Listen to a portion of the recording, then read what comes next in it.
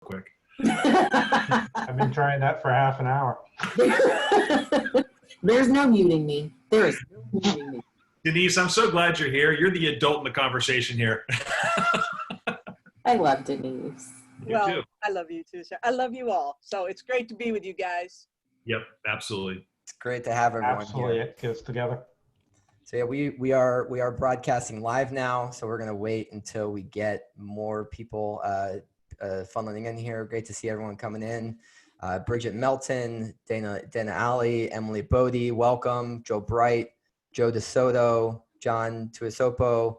Really awesome to have you here. This is great to see all the people rolling in. Peter Darley, great to see you as always. Rich Gross, Rick George, Timothy Farmer. Awesome to see all the names popping up. And we'll give it a couple more minutes here before we officially get started. But it's really epic to have this crew here in the pre-conversation. We have a really special group of people here who have a lot of connections and background and experience and friendship with each other and work that they've done over the years. So I'm excited for you to see that and experience that firsthand. So I'm just going to give it another minute or so. We had about 150 sign up. Right now I'm seeing just about 40 who are here. And so they'll probably get up to hopefully a little bit more than that, but this will be recorded and sent out afterwards and available for everyone. And the hope is that this will be a reoccurring series around health and wellness in the fire service. So I am mindful of time, and Brian is possibly going to be deployed later today. So we want to be mindful of his time in terms of what he's doing. And so I'll kind of get started here with my formal, informal introduction. But this is really an honor for me. Health and wellness in the fire service is something that is near and dear to everyone on this call, and especially me and the company I work for, W. Starling Company. It's important, and I think COVID has highlighted this, where we look at, when we think about exposure, the goal is zero. No one wants a little bit of COVID, or no one wants a little bit of exposure to carcinogens. The goal from a tactical perspective, a cultural perspective, a firefighter department perspective, we need to continue to rethink about how we're approaching exposure, how we're addressing cancer, heart attack, mental health, and suicide nature, those different health risks to first responders. And I'm excited to have all these other speakers here, Denise Smith, Sarah Jonke, Brian Frieders, and Todd LeDuc, to have them give you some of the amazing insights that they can provide to all of you about health and wellness in the fire service. This is a little bit of a different format. We're actually going to do 4 different TED Talk style presentations, where all 4 speakers are going to give around a 5 to 8-ish minutes uninterrupted of talking about their craft, their passion. You're gonna see the amazing work that they've done. And I want you to throw as many questions and comments in the questioning chat bar. And after they all talk, we will then do a Q&A.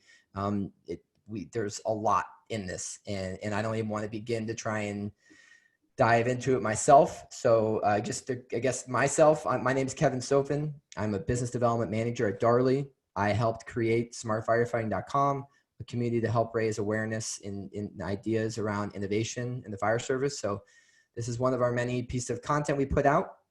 And I will, without blabbering too much more, want all the speakers to give a quick minute or so introduction, and then we will jump into the different presentations and get into the live show.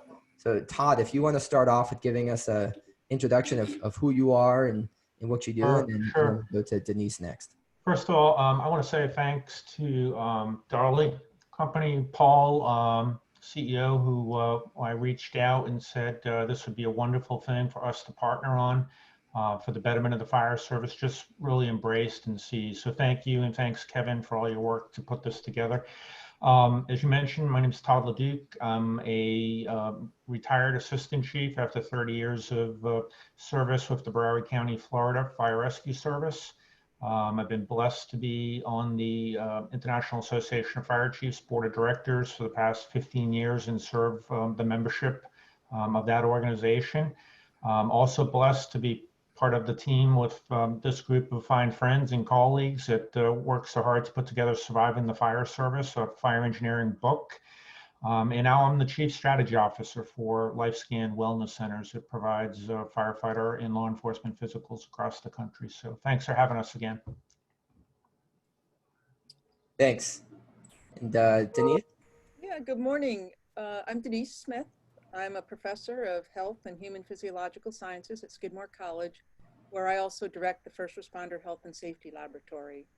I'm also a research scientist at the Illinois Fire Service Institute, where we've conducted a decades-long research agenda looking at the physiological strain of firefighting with a real emphasis on cardiovascular strain and the different components of cardiovascular strain. I also serve as a fatality investigator for NIOSH when firefighters succumb to line of duty deaths due to medical issues, most commonly cardiac related. It's been a great joy in my life to share some of the findings of our research through the collaborations that are reflected in this panel today. So it's not often I really get to present with the A-team, and every time I do, I'm thrilled. So thank you for the invitation to be with you today. The A-team, I like that. Sarah, you want to go next? Yes, and I'm here too.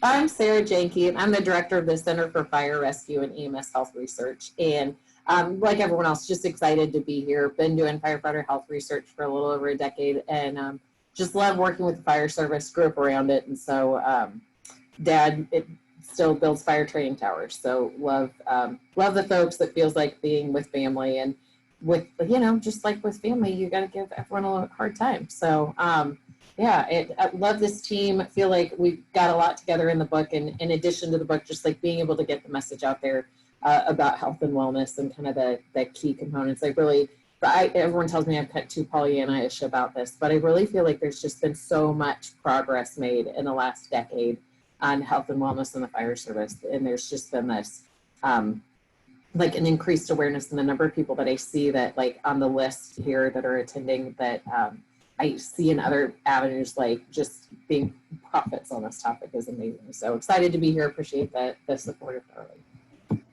Thanks, Sarah. And Brian? Yeah, good morning or good afternoon, I guess. My name is Brian Frieders. I am the interim fire chief for the Pasadena, California Fire Department, and I'm also the president of the Firefighter Cancer Support Network.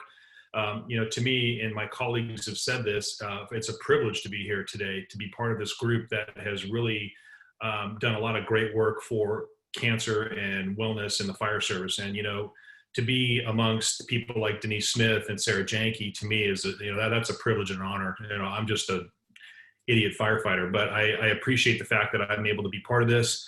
I think that there's been tremendous amounts of work that's been done as it relates to cancer. And I think this is one of many opportunities that we're going to get to talk to you about what's coming, what the latest and greatest is, and how you can really protect yourself. So thank you very much for allowing me to be part of this. And I'm looking forward to a great session. Thanks, Brian. So we're going to get into the main show. Get your popcorn ready. And we have these 4 different presentations. And so we're going to go Sarah, Brian, Denise, and Todd. And they're all going to be around seven-ish minutes. And then we're going to do Q&A throughout. So again, there's the chat bar, there's the Q&A bar. Please ask. One thing I totally forgot about, if you stay to the end and if you are active participants, we're gonna look and do a random drawing of if someone actually submits a questions as an active participant, you have the opportunity to win 100 eDarley dollars and also a signed copy of Surviving the Fire Service, which Todd was a co-author of. So 2 little incentives here to be here, be present, be active. So encourage you to take advantage of that here. So without further ado, I'm going to share my screen, and then Sarah, we will turn the floor over to you. So give me 1 second here. I'm going to, oops. Unpin, share screen. Well, I would say keep the questions relatively simple for me, but if you can stump one of my co-presenters, I'll send you your own challenge point. How about that? Deal? That's great. You're welcome. Okay, so 1 second. Excuse the small technical issue. So Sarah, pinning your video here, make it a little bit larger.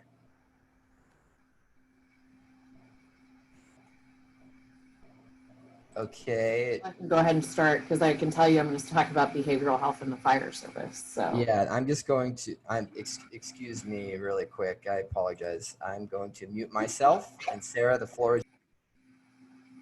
all right. Behavioral health in the fire service. I'm going to talk about kind of the broad spectrum of the challenges we've seen. If we've been there, we go. No, you got it. Next slide. Yep. So one of the challenges, and I know that I put this slide in every presentation that I do on behavioral health, but I think it's important to keep in mind that the fire service behavioral health issues are so much bigger than one specific incident that someone faces. So it is the chronic repeated exposure to trauma. There's acute exposures, environmental exposures, kind of in both ways. Like you're in a really tough environment. On the other side of that, you know, environment impacts how you feel about things. I saw an architect friend that's on the presentation and listening in, and a lot of times now architects are talking about how you can create environments that either promote or detract from behavioral health and just health in general. So we've got the sleep and circadian rhythm disruption from shift work that kind of plays into everything else you see here.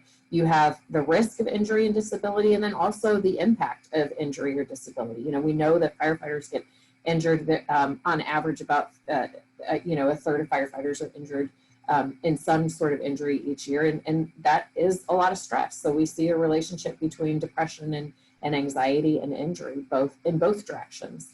You have the home life stressors of being on the job or working shift work, and then just what, you know, you can't always turn off what you experience at work. So that often is a stressor at home. On the other side of that, it's not surprising that we see things like high rates of depression, anxiety, post-traumatic stress disorder, or injury, or at least symptoms if it's not a diagnosable situation.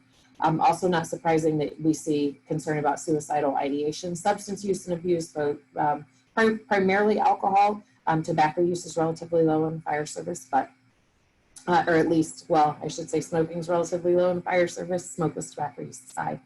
But also the epigenetic changes, would meaning, you know, your genes don't change, but whether they're turned on or off can be changed by what you're exposed to. In addition to that, if you click the next one, we've got the other, to tie into the other presentations, cancer and cardiovascular disease. Both the role that behavioral health plays in risk for cancer and cardiovascular disease, and the fact that, I mean, I think the book's great. I think the people on this team, I agree this is an amazing team to work with, but the fact we're all sitting around talking about cancer and cardiovascular disease and how you're at increased risk all the time, it is a behavioral health stressor and kind of another stress of the job that we need to pay attention to. On the other side of that, post-traumatic growth and resilience. And I would say the fact that more of the fire service is not curled up in the fetal position in the corner speaks to the resilience of this group of folks. And there's so much the fire service is doing right. So we're gonna go to the next slide. Now the next slide. Behavioral health programs in the fire service. So many departments have these now, and I think that they do. There's a lot that we know about what works for behavioral health programs.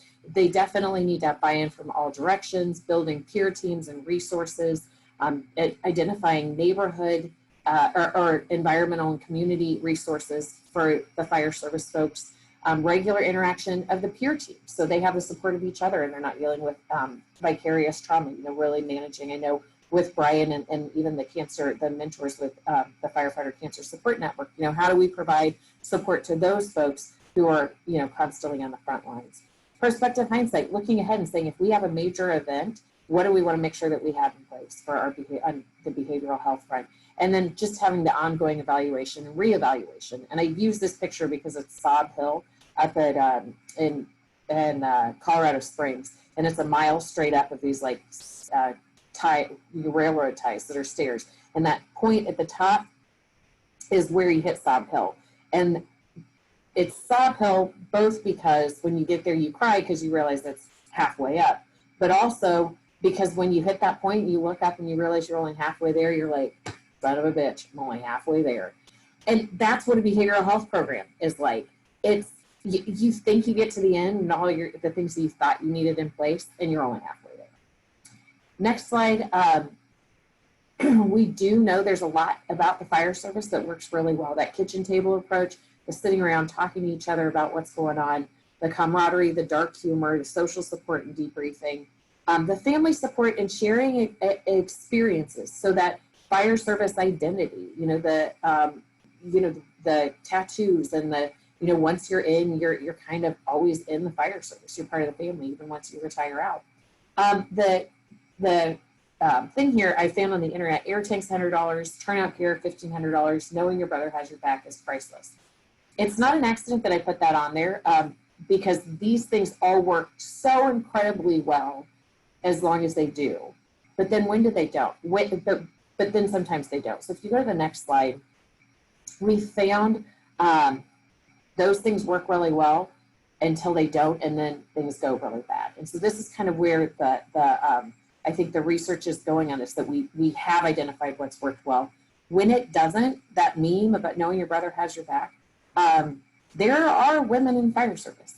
And what we've done is start to look at that group and looking at how well these resilience factors work for them. And what we find is that if you bring women into the fire service, and I think this is probably true of men too, we just don't have the data on it yet, we're collecting that right now.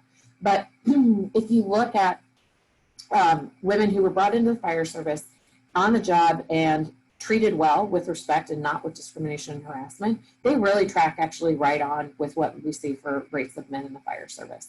But when you bring them into an environment where there's discrimination and harassment, I think we'll see the same thing with bullying in the fire service. There are like very real negative impacts to behavioral health of women. So depression for the women who experience high levels of discrimination and harassment, 43%, so 3 times the rate of depression as we saw in women in the low range or who didn't experience that. Anxiety, similar, and PTSD, almost 17% were experiencing symptoms in the range of concern if they were experiencing discrimination and harassment, whereas it was only 7% with the women who weren't. You can go to the next slide. We have some of the physical impacts. So it's not just behavioral health, but women who experience high rates of discrimination and harassment also reported more poor health days and were more likely to be injured. So really the biggest driver, and again, don't have this data for men yet, but we're working on it. When you break down that experience of like that kitchen table support, that resilience building that is the camaraderie of the fire service, that's where we're seeing really the biggest impacts on behavioral health and on physical health for the fire service. The next slide, we look at, are these just women in this sample who just don't like the job? And really, it's not. Despite having these really challenging work environments, we found that women, 84% said that they were still happy with their choice to be a firefighter. They were less likely, especially in high range of discrimination or harassment, to recommend it to a friend, particularly daughters. But I think it speaks volumes to what women in the fire service do and contribute. And women would talk in these qualitative portions of the studies we do when we talk about their experiences, and they would say, I tell horrible things that had happened and to them, and you get to the end and you'd be like, man, I bet you regret this choice. And they'd say, no, still best job in the world. So a resilient group of women and firefighters in general are resilient, but I think we really need to start looking at how do we make sure that we are resilience building for everyone, basically. And I think that's the end of my slides. And I think this is just my contact information if you need it, which I'm sure you can we'll share it at the end, I think, too. But and I think that I'm going to hand it off to Brian. Awesome. And thank you all for just continuing to try and manage it. The chat bar is now on. So if there's any questions, continue to put it in there. So next, Sarah, a lot of amazing points, and I'm excited for everyone to continue to comment on that. So next we have Brian. So Brian, you just have one slide, but I will share my screen again really quick. Screen share, desktop.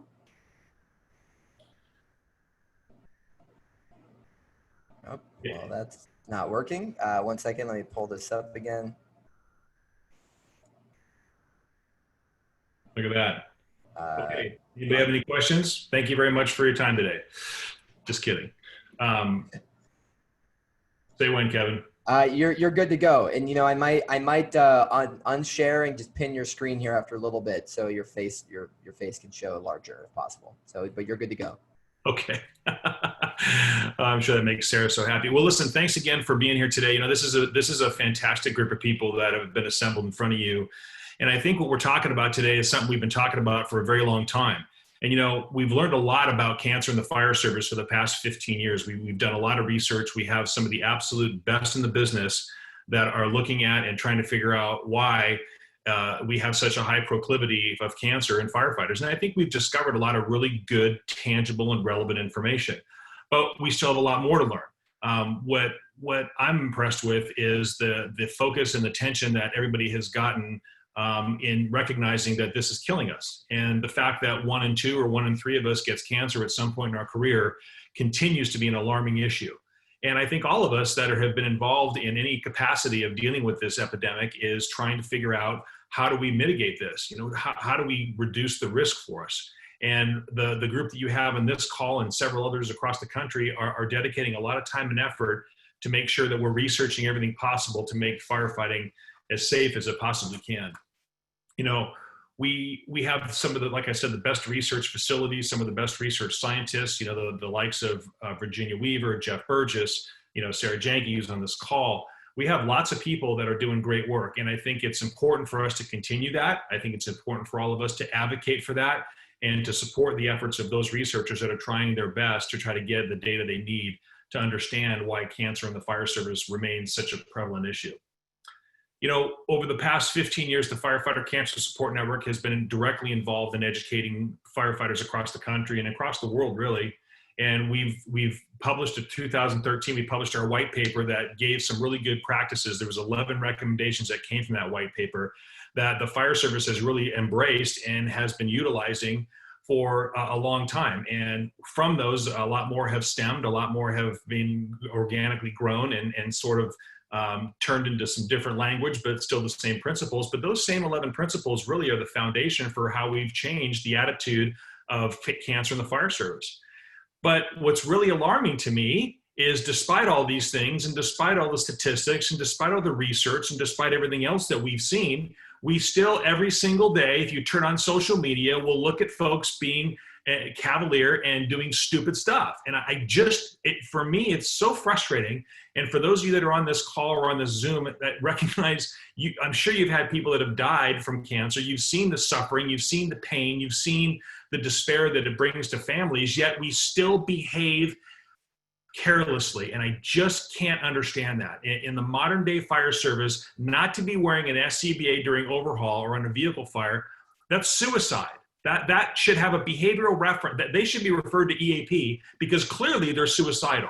We know that firefighting is dangerous. We know that we have an opportunity to reduce the risk of that danger by doing the things that we recommend by virtue of keeping ourselves safe. Wearing an SCBA during overhaul, wearing the SCBA period. I've seen pictures recently of departments here in Los Angeles, in the Los Angeles area, on a roof, ventilating a roof with smoke pouring out, and there's no SCBA being worn. The bottle's on, but the face piece is dangling on their belt. I don't understand that. We have a personal responsibility as firefighters at whatever rank you have to make sure that we're doing the right thing. And if you choose not to do the right thing, that's your fault. You don't have to be wearing bugles on your collar to make changes. You as a firefighter at every level can make a significant change if you understand and embrace the common principles that we've established in 2013 in that white paper. I guess the question that I have for all of you is, what are you doing to reduce your risk? You know, there's all these things, you know, there's all these wazoo devices and databases and all sorts of stuff that people obviously are going to want to sell you to try to reduce your risk. But the principles here of wearing an SCBA, making sure your gear is clean, making sure you have a clean cab, making sure you're taking a shower, getting a medical examination, doing all the things like live scan. I mean, those are great things that are offered to you to try to reduce your risk. What are you doing? And are you actually doing that? And if you're not, shame on you. You're part of the problem. It's your responsibility to make sure that you're taking care of yourself. You have to be an advocate for yourself. Even if your colleagues aren't doing the same thing, even your colleagues are behaving carelessly and cavalier, that doesn't mean that you have to. If someone chooses not to wear their SCBA during overhaul, you don't have to do the same thing.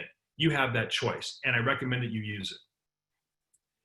Being an advocate for your own medical exams, you know, this is a real controversial issue across the country because medical examinations and most doctors don't recognize that firefighters have a higher risk of cancer. So when you go to your doctor and say, hey, I'm 40 years old, I want to get a colonoscopy because that's what's recommended, because colon cancer has a statistical significance in firefighters, your doctor is going to probably argue with you about that. You have to be an advocate for yourself. You have to explain to your doctor, look, I have a higher risk because I'm a firefighter. I want it done. And most of them are going to agree. Some won't, but most will. There's a great document that was put out by the Boston physician, a great guy. Why does his name escape me? Why? I can't think of his name. But there's a whole list of documents. Mike Hamrock. Yeah, Hamrock. Thank you. Mike Hamrock published a great list of exams and tests that you should get as a firefighter to make sure that your health and that you're getting yourself screened well to prevent any types of cancer that may exist in your system. You know, when you finish this call today, my hope is that you will take immediate action to change your behavior and change what you're doing to keep yourself safe. Our white paper is on our website, www.firefightercancer.org. We have a whole library of policies and procedures and documents and a lot of research results that you can look at that have been published. They're fantastic. There's the website right now if you want to look at it. But I highly recommend you go and look at our library, download some things on there that you can use. We have a lot of sample guidelines that you can use for your department. If your department doesn't have a gross decontamination policy, we have one in there for you. If you don't have policies on medical exams and the use of SCBAs during overhaul, we have a whole library of things for you to utilize and put into your department. Take them, copy them, plagiarize them, whatever you want. Whatever's on that website is yours. Please take it and please use it as you see fit. And the last thing I want to talk about in my last minute of this conversation is, are you prepared to deal with someone in your organization that comes to you and says they have cancer? Do you really know what you're going to do when someone tells you, I have cancer? And that's a conversation that you should start thinking about right now as you leave this phone call. Because the way that you respond to someone will make a significant difference in the way that their treatment goes. Your support, your efforts, and your guidance is going to help them navigate the most difficult journey that they're ready to embark on. So I highly recommend that you look at our website. The Firefighter Cancer Support Network is a nonprofit. What we do is when someone gets diagnosed with cancer, we will pair them with a nationwide group of mentors and have them contact that individual and kind of walk them through their journey, help them navigate their treatments, their appointments. We'll send them a really cool toolbox that has a bunch of material in there that help them get through what they're about ready to go through. It's published. We have this really neat thing called the Firefighter Survivor's Guide. This Survivor's Guide has a whole bunch of relevant information inside of it that talks about what to expect, what you should do after the first 30 days, what questions you should ask your doctor. It has a journal in there that you can write in to make sure that you're prepared to ask the right questions, to kind of chronicle what your journey has been through. It's got a lot of good information about from the American Cancer Society about what types of cancers are what, and a glossary of terms that you're going to start hearing that you've probably never heard before. So reach out to us. We're glad to help. You can make a significant difference. You can make a significant difference. And together we can make a huge difference. Thanks a lot for your time today. Thank you, Brian. Really powerful. And I appreciate all the context there. And I again, one of the big things from trade shows back in the day, but even to these virtual events, I'm a big believer in what are you actually going to take from this and do differently tomorrow? So thank you for putting that challenge out there. And everyone that's listening, we know we can't keep doing status quo. We need to change. So I don't want to blabber in too much more. We have to keep going, stick to the show, stick to the plan. Denise, you are next, and I will pull up the presentation and share the screen really quick. Well, thank you. And as you do that, Kevin, I think I'll just comment on what powerful presentations we've already had. Certainly the hour could have been devoted to behavioral health. And obviously cancer is worth an hour of our time to really think about and dig in. We're going to talk about cardiac issues now, which is also deserving of significant time and attention. But it's both a challenge and an opportunity to see all of these major concerns for the fire service in one panel. And one of the things I'd like us to think about is, in what ways can we get firefighters to be healthier and safer, where all of these issues, we're addressing all of them in mutually reinforcing ways, right? Because all of our attention should be on ensuring a healthy and safe career in the fire service. In my presentation, I'm going to talk about cardiac issues, and I'm going to start with what you all know well. And my hope is that by beginning with what we know, I can invite you to think about this issue in a new way, that I can present just a little bit of science and data for you, take you into an area perhaps that you didn't know about cardiac risk in the fire service. And then most importantly, I'd like to end with the idea of what can we do? Just as the other presenters have said, our goal, the research community in supporting the fire service, the goal is to find ways that we can make firefighters safer, healthier. And in fact, on the cardiac side, I think there is some good news about what we can do looking ahead. This is data that I'm sure everyone in the fire service is familiar with. Year after year, the NFPA, the USFA report on fatalities, and year after year, cardiac fatalities far outnumber those due to burn or asphyxiation. The fire service has devoted a great deal of time, energy, training, investment of resources to decrease burn injuries and asphyxiation, and we certainly should. We should continue to work on those safety issues until the numbers are zero. But we must also accept the responsibility to try to decrease issues related to sudden cardiac death or cardiovascular disease. And I would point out, it's not just the number of fatalities. For every fatality, there's probably 17 to 20 non-fatal cardiac events. They're taking a tremendous toll in the fire service in terms of disability, time off the job, or forced retirement, or at least impaired retirement. Next slide, please. So if the fire service is aware of these statistics, and in addition to seeing the data over time, you're probably also familiar with the way the USFA reports the data, and again showing that cardiac events are the cause of fatal injuries more commonly than others. But what I'm trying to pull your attention to in this slide is a more nuanced or sophisticated understanding of what causes a cardiac event. For decades, the fire service has thought of a cardiac event as the same thing as a heart attack.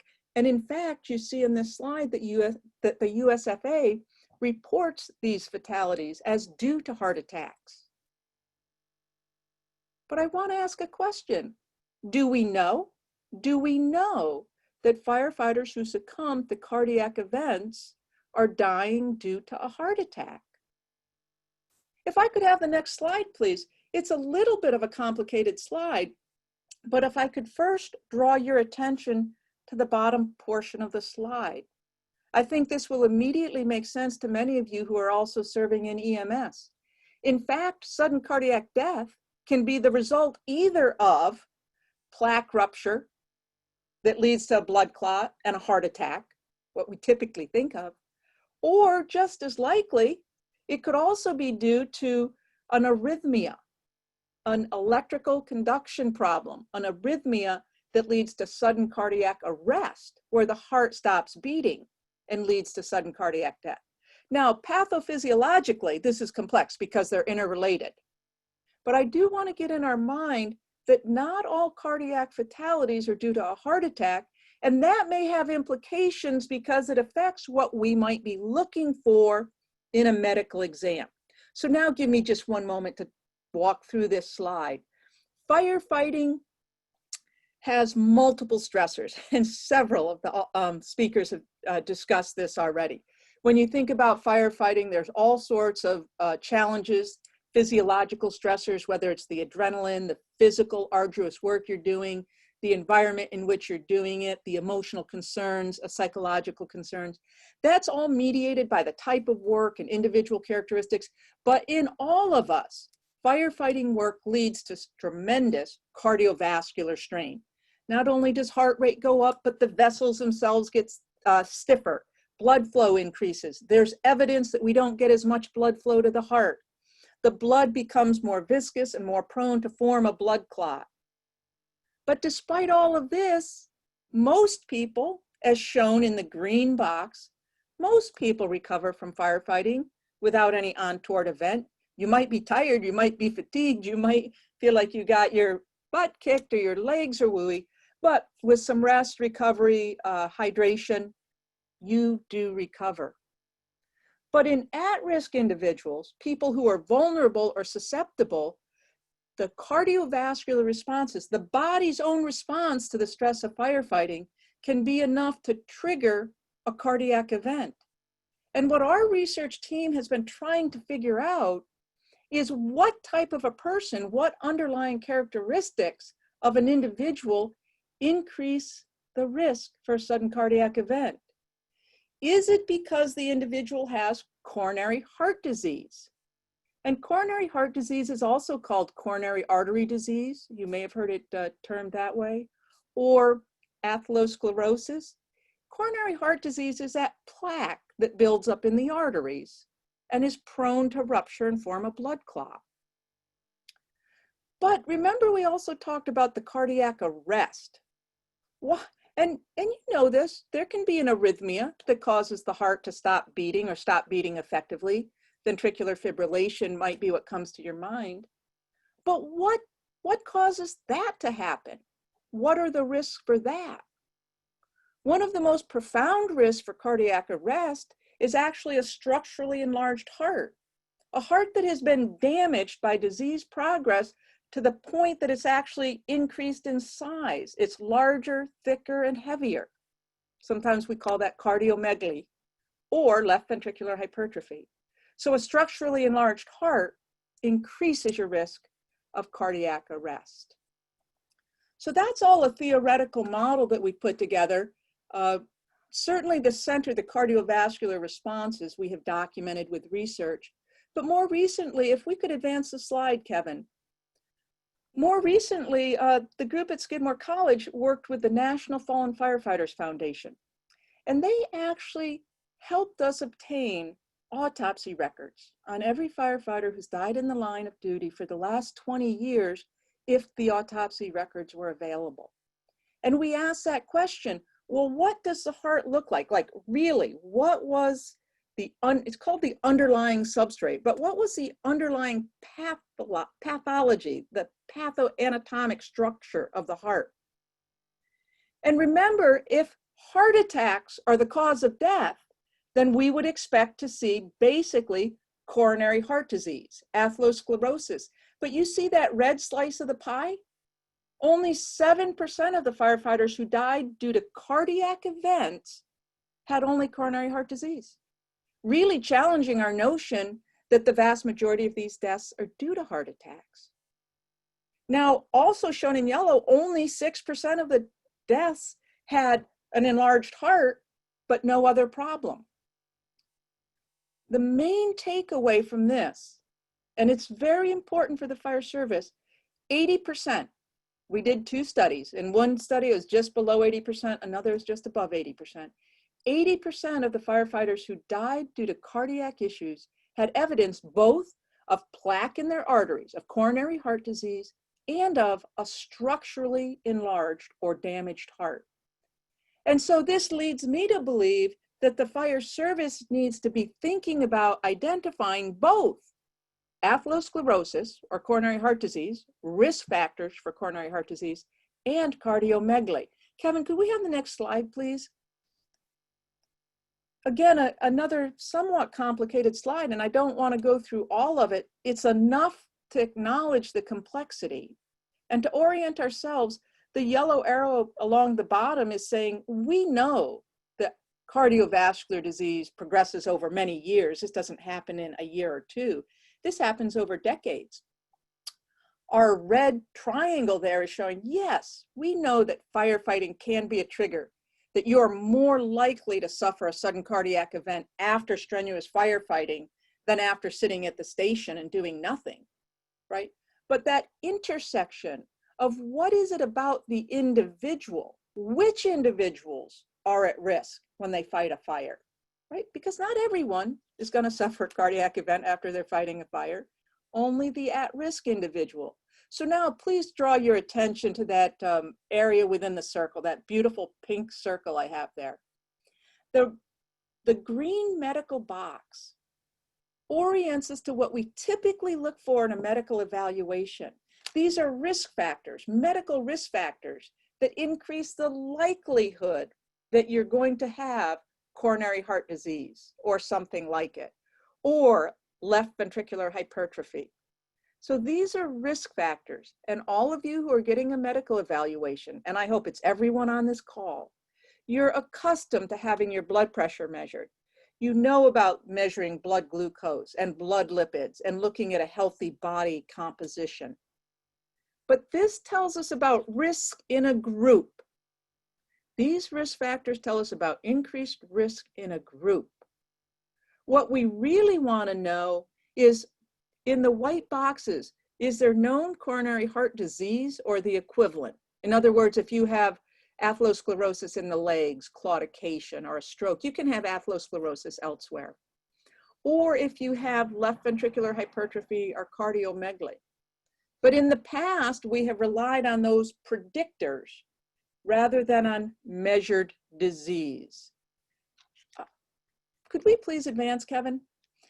It's looking at these things and asking the question, in light of the more sophisticated understanding of cardiovascular disease, and in light of the research showing what is accounting for death in firefighters, can we make better recommendations for the type of screening that firefighters should receive?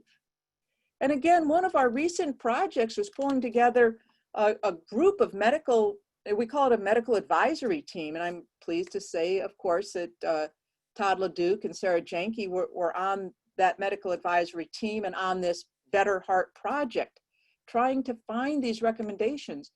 And I can't come up with a time frame right now, but I think it was approximately 9 months ago, we had a meeting that Chief LeDuc hosted, and this group of medical experts with expertise in cardiovascular medicine, cardiology, occupational health, came up with recommendations that, based on the risks that firefighters face and the data about what's causing the fatalities, we believe that firefighters should consider screening for coronary heart disease, not just the risk factors, but actually having a coronary artery calcium scan that detects underlying disease.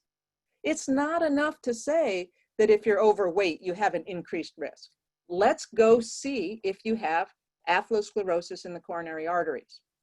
Similarly, the group felt that firefighters over 45 years of age should be checked using an echocardiogram. Simple test, the same thing they do to look at a baby. This test gives you the size of the heart. Now, the nice thing about these tests is they only have to be done once when you're about 45, and the tests don't need to be done again for 5 to 10 years if there is no abnormal finding. So the expense is not particularly prohibitive compared to the yearly expense of some of the other testing, but it is more definitive testing. If I could just go to the last slide here. This is a schematic that comes from a paper that I did, again, with Chief LeDuc and Dr. Janke and our good friend, Chief Tobia, in thinking about these issues, because the fire service has had champions now for almost a decade saying, you know what, every firefighter should get a medical evaluation. And certainly I have joined some of my good friends in doing all I can to promote that. I think it's absolutely true, but we should be a little more nuanced. We should say that every firefighter should get a good medical evaluation, and that the NFPA 1582 evaluation should be the minimum. It is the industry standard, but 1582 itself says that it's a minimum standard. And there is now technology that is available and is not cost prohibitive, I would argue, at least when you put it in the context of a firefighter's life, that could do some more definitive testing for us, and again allow the firefighters to protect themselves with early detection and aggressive treatment of cardiovascular disease. I think I'd better stop there. Of course, I'm happy to take any questions as we get to it. Thanks. Thanks, Denise. Really appreciate that. So we will finish off the final presentation with Todd LeDuc. Todd, I will share my screen now and get your presentation up. Thank you, Kevin. So I think, as several of us have pointed out, each of these topics not only could be their own standalone and should be, and we'll consider doing that in future. But if you look at these three that we've chosen today, these are really the three main occupational threats to firefighter survival in today's fire service. Both survival as well as disability and just quality of life.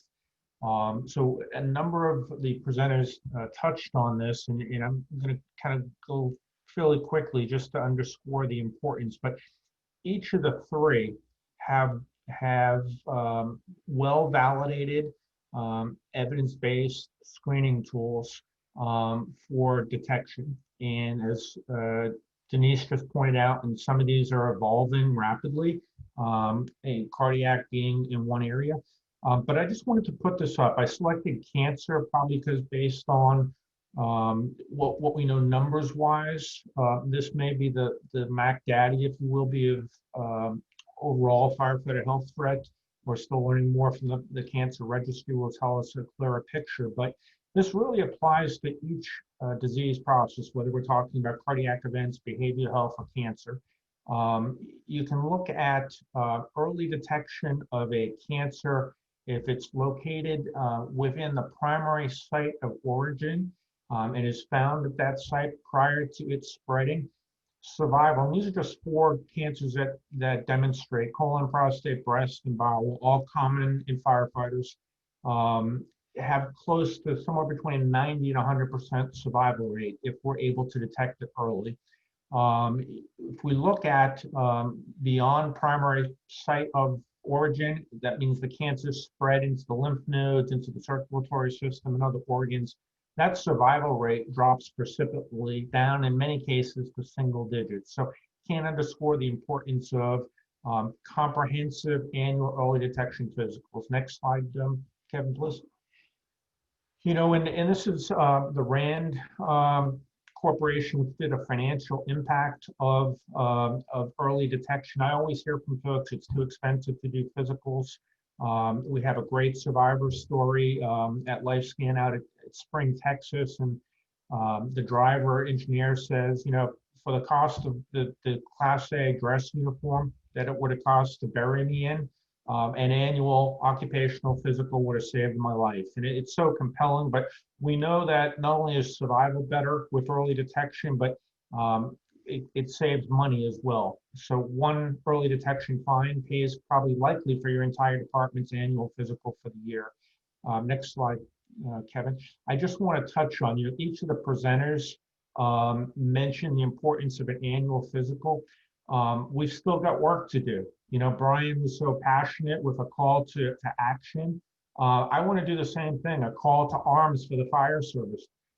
Even though we talk about the importance of an annual occupationally appropriate firefighter physical, some of the survey research, albeit, that was done by the International Association of Fire Chiefs in 2016 suggested 20% of career departments still weren't getting an occupationally firefighter physical, larger number of that in volunteers, and only about 10% had any type of behavioral health screening.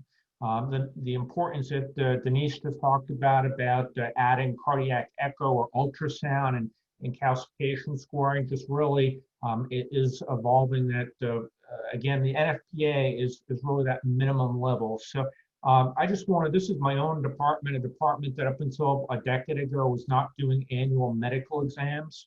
And you can just see some of the significant findings. The one that jumps off the chart to me is 60 of my nearly 800 members at the time had undiagnosed, untreated stage 1 or stage 2 hypertension, which Denise would tell us puts a firefighter at significantly higher rate for risk for a fatal cardiac event, much different than other occupations. And you can just go down, again, we'll provide the presentation to you if anyone wants the slides. But you can see there's underlying medical conditions that are very manageable. Again, if we find them early, and have tragic and fatal consequences if we're not finding them and we're not detecting them and we're not intervening with them. Next slide, Kevin. This is just more of the same. Cholesterol, low testosterone levels. We haven't even touched on that today, but we know that there's significant opportunities through early detection to prevent tragedies. This is one of my driver engineers and his little daughter who had a thyroid cancer that was identified, aggressive thyroid cancer identified on a thyroid ultrasound as part of his annual physical. And his oncologist said, had you not found it when you did, waited another year or 2 years, it would have been a stage 2 or stage 3, and we'd be looking at very different results. Next slide, please. Thank you so much, Kevin, for your work here. Kevin, do we have time for the video, or are we running tight on time? Yeah, let me pull it up. If Kevin can pull it up, I don't want to, we've all touched on the importance of early detection, but sometimes someone's life who is saved because of it is so powerful. And, not only is it a department responsibility to provide us annual occupational physicals, but it's a personal responsibility for not only the members, but for the family as well, to make sure that we're protecting ourselves. So Kevin, if you can. I will share my screen right now and I appreciate that so much. And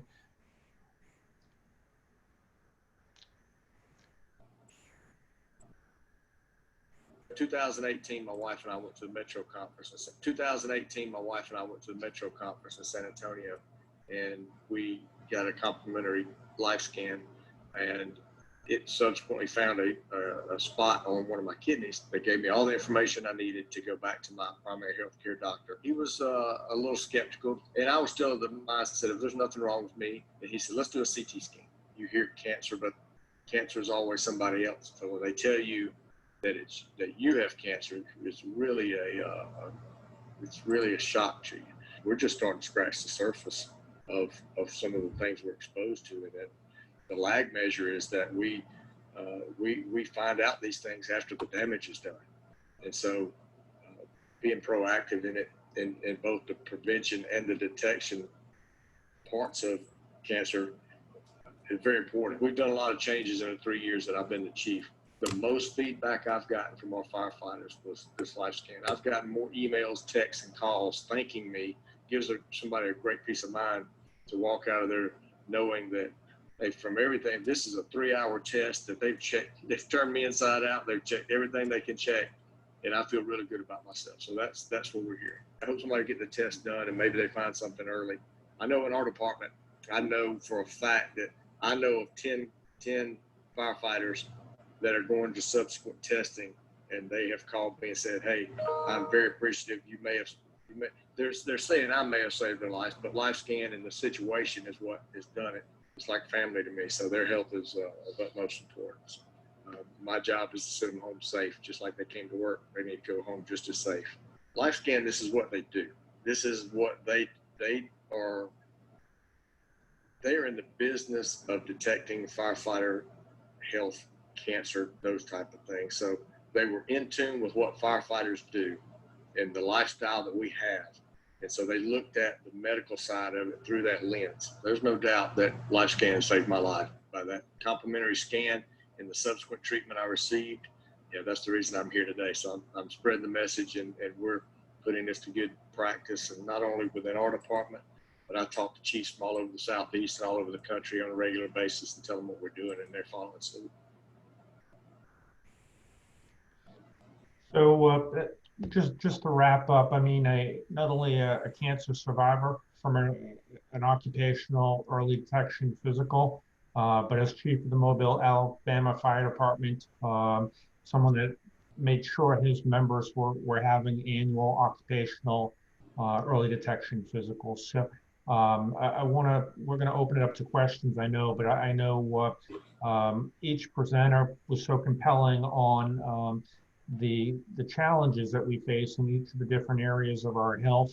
As we continue to evolve the science, the importance of getting that appropriate annual physical can't be underscored. So Kevin, thanks for all your work. Appreciate it so much. Of course. Thank you all. Sarah, Denise, Brian, Todd, you are the rock stars that inspire me and get me fired up and really are at the basis of why we're hosting this conversation and frankly, why we need to do more. There's been many comments about why, hey, could all of them do an hour-long talk? So we may need to put more of these microphones in your face and do this, but there's so many questions that came through and frankly, we're at 12:54. I think we're gonna go a little bit later. I want to answer some of these questions, but I can start firing off some questions here from the chat, or maybe if Sarah, Denise, Brian, Todd, if you want to maybe riff on anything from what you heard to kind of give some final thoughts here. Todd, any thoughts on? You want me to start answering questions or? Yeah, if you want, I want to just tackle one in particular because I hear this on all fronts about the cost. Assistance to firefighter grants are a wonderful, wonderful vehicle to fund health and wellness initiatives. We have $400 and some odd million a year set aside for the fire service, but I'm told by FEMA that less than 3% of the requests have anything to do with requesting for health and wellness priorities. So I hope all of our attendees and listeners keep in mind that as you take all this information and package together comprehensive health programs and wellness programs, tremendous resource that's out there. So Kevin, if you want to prioritize any other questions, but I know that's one we get all the time. So I want to just address that. Great. Yes. So a bunch of questions. I think there was a couple questions on sleep. Maybe let's just talk about that really quick. Why is sleep so important and why is it sometimes often ignored? And feel free, anyone go. Well, I think that really sleep underlies so many of the other issues in the fire service. I think if anyone wants to be scared into sleeping better, this book by Matthew Walker is amazing. He's a scientist out of California, and it actually makes, he's actually kind of funny, but he talks about the relationship between sleep and cancer, sleep and cardiovascular disease, sleep and behavioral health issues. I mean, really, there is nothing, because the way your body operates is on these circadian rhythms, and every system in your body is run by these. And when you start interrupting sleep consistently, there's just this cascade effect. The other thing that I think is so important to keep in mind is that we often underestimate the role it plays and overestimate our ability to go without it. So many people just operate at this suboptimal level that they've taken as this is just the way I am. It's the new, it's normal for me, when what it really is that they're operating at a cognitive deficit. I mean, I think you just can't, really, it is if there's one thing that you can do to change your health, I would say it would be start getting enough sleep. Get some sleep. Yeah. If I could just reinforce what Sarah said, first, I find it's always good to agree with Sarah. My life is better when I do that. But I would like to extend it. Sarah said if there's one thing you can do, it's sleep. I don't fully disagree with it, but I also think of our body as an integrated whole. And if I were to offer advice, it would be to think of a tripartite stool.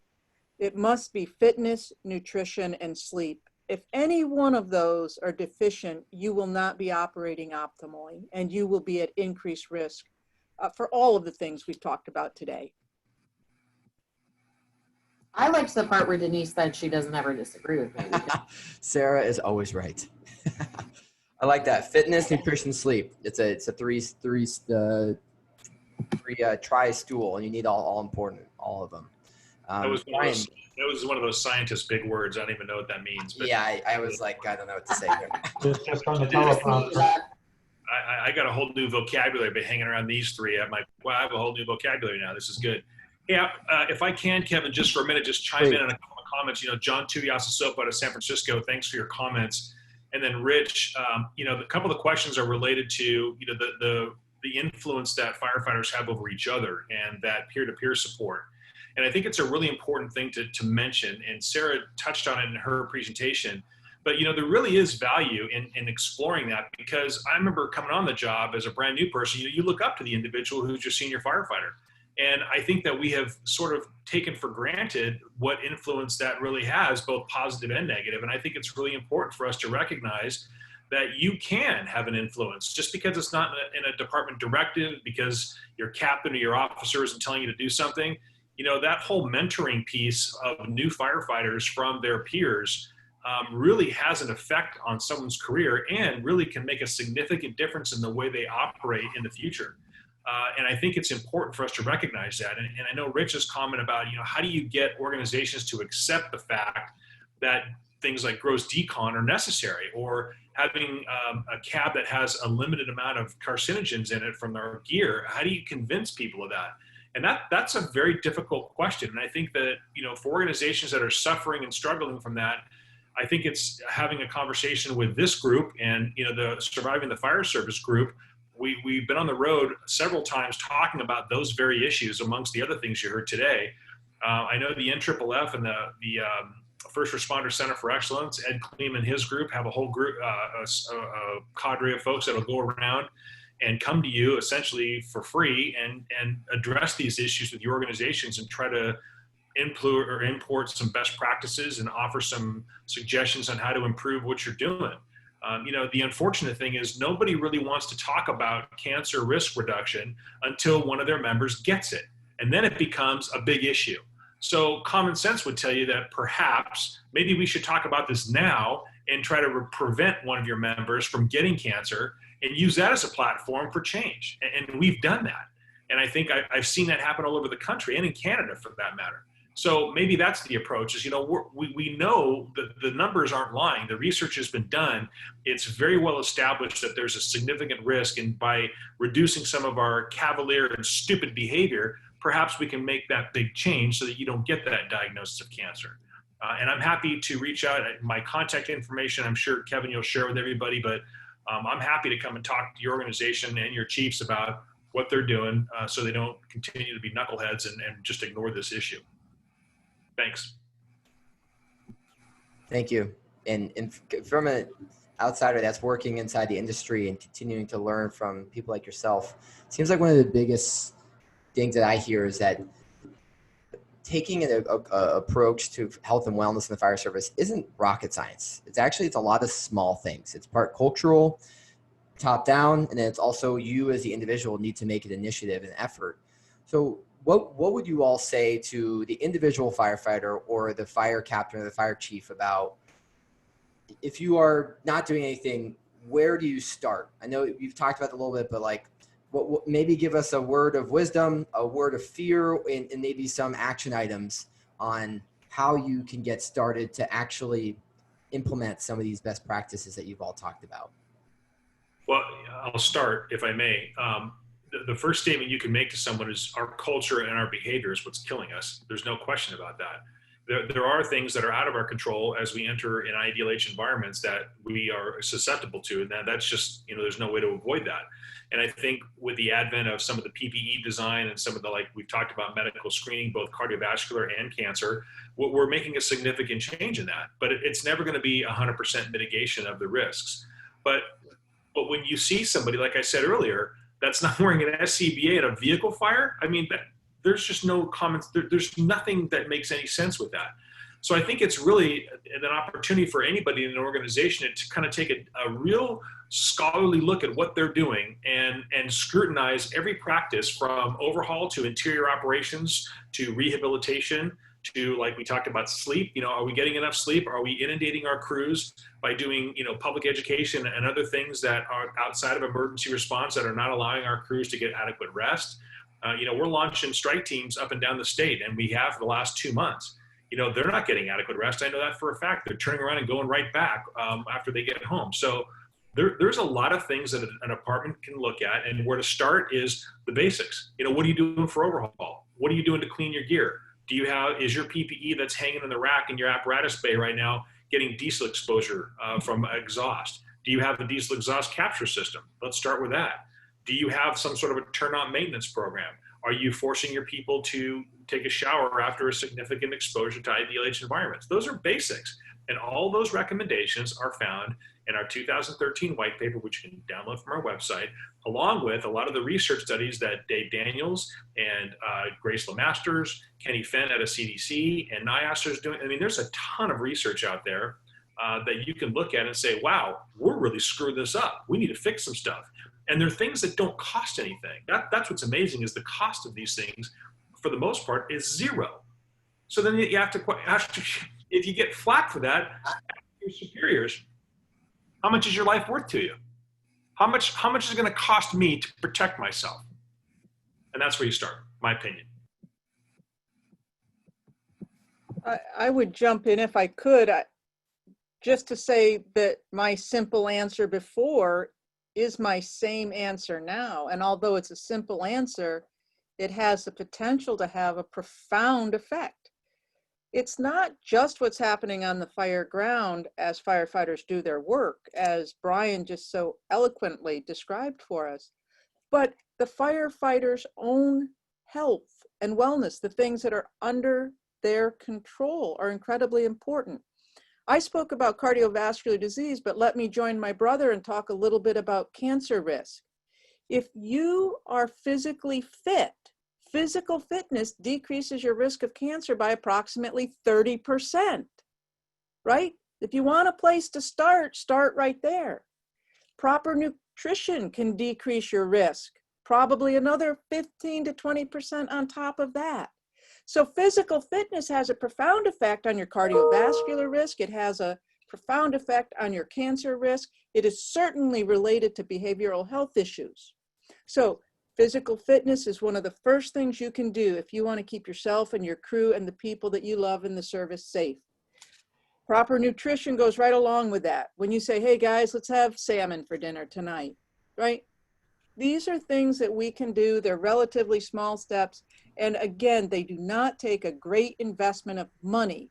Mostly they take the investment to do the hard work and make the decision on a daily basis. Hey, Denise, there was a question, and maybe Todd or Sarah, if you can allude to this, or Brian as well, but there was a question around, are there any resources around proper nutrition and exercise that are available, or anything that is free that we could share? Sure. Let me start with the fitness. The International Association of Firefighters has a the International Association of Firefighters and the International Association of Fire Chiefs has a joint wellness fitness program that is wonderful, that talks about fitness and provides a lot of resources. The National Volunteer Fire Council also has resources available. An online search would give you a lot of information.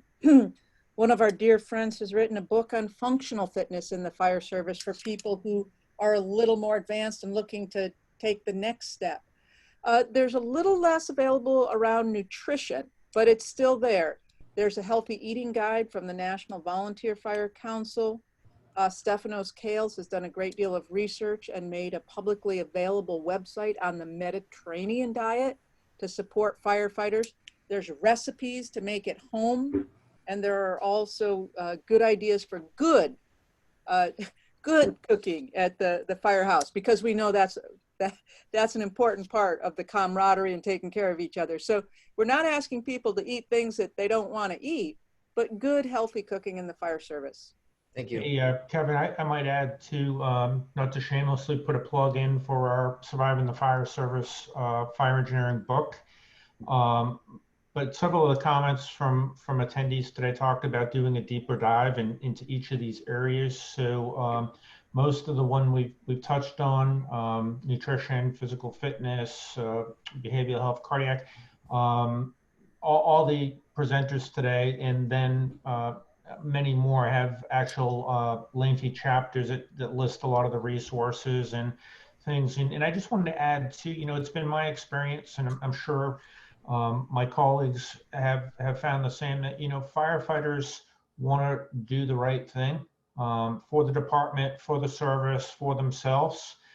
It's a matter of increasing their awareness levels and providing them the tools and the action steps. So I think, prioritizing things to get information into the hands of all members of your department is a real easy step, as everyone pointed out to. It doesn't cost money. And then, let the troops run with it. Let them put into practice all the concepts that we know we're going to make for a better fire service today than it maybe was when I started or when Brian started.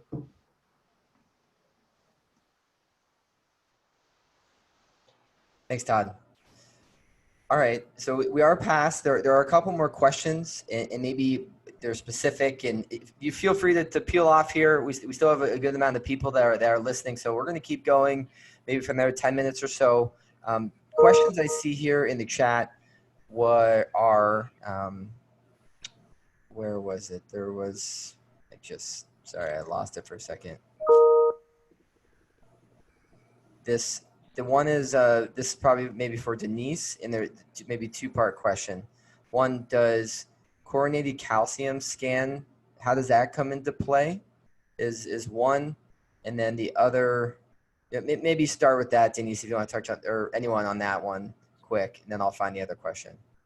Sure, Kevin, that was the coronary artery calcium scan was the question? How does that come into play? What is it? Why is it relevant? Sure. Well, I wish I had a schematic of an artery in front of me, but atherosclerosis is plaque that gets laid down in the artery. And the vessel is, you could think of it like a fire hose. But if the inside of the fire hose is getting filled with a gunky film, and then it's getting thicker and thicker, and it's like sludge, the last thing that happens as plaque is developing is that calcium gets put in there. And as calcium mineralizes, it becomes hard. So now instead of a slippery sledge inside of a fire hose, you would be thinking of something that is actually firm and doesn't move, right? So that's an end stage of plaque development. But now new medical technology, and this is really a kind of a story of developing medical technology. Now technology lets us actually take a scan of the chest. And what you see is the calcium in the arteries. And if you see the calcium, you know that this individual has progressive plaque or complicated plaque in the arteries. And so one of the ways that myself and others are thinking about coronary artery calcium scans is that this might be a nice way to screen firefighters, because now we're actually seeing if the person has the disease. Right now, most medical evaluations and what's required in the NFPA 1582 standard is just looking at factors that increase your risk, obesity, blood pressure. So if you have elevated blood pressure, that increases your risk of disease. But you're not looking at the disease itself. Most importantly, look at cholesterol. If you have high cholesterol, you're more likely to have the plaque. Yep. But it's all predictive. But if you go to the coronary artery calcium scan, you actually measure the presence of disease. And so, not to cut you off, but it seems like a lot of this pre-detection, I think about in times with water in terms of detecting invasive species early and getting after early and then addressing it, same as with cancer or these different things in the body. Doing testing is obviously a big way to get aware of what's going on, obviously, as well as these initial practices to prevent anything bad from happening is significant. So one other thing I have here from James: what are some additional services for fire department physicals in addition to NFPA 1582?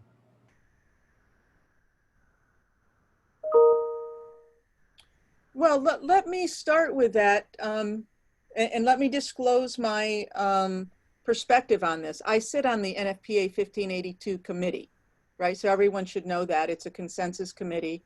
There's physicians, fire chief, industry, and a couple of researchers. So the NFPA 1582 lays out what must be included to meet minimum guidelines.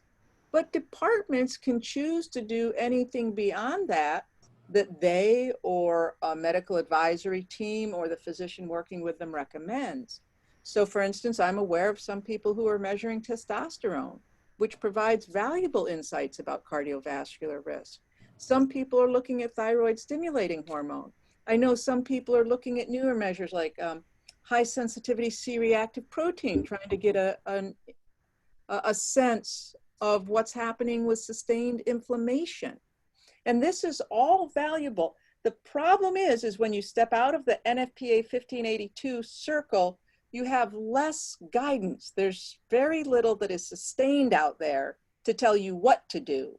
You're having to do your own research and determine what might be worth the extra screening for you. Thanks, Denise. Yeah. Anyone else? Sarah, Todd, Brian, thoughts on that? Other resources to consider in addition to NFPA 1582?